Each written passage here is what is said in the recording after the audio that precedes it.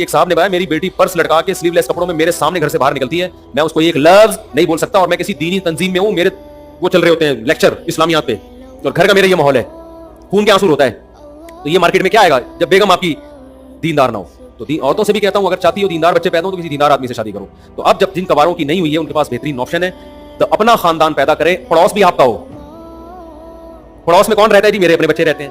ये वाले पड़ोस में कौन रहता है? यहाँ भी मेरे बच्चे रहते हैं। पड़ोस के पड़ोस में कौन रहता है? भाई मेरे ही बच्चे रहते हैं। उनके पड़ोस में आप रहते हो, आपके पड़ोस में वो रहते हैं। वो एक आदमी ने तू किधर रहता है? उसने कहा उसके सामने। उसने कहा वो कहां रहते हैं? वो मेरे सामने रहते हैं। दोनों कहां रहते हो? आमने सामने रहते हैं। तो चारों तरफ आप ही आप हो।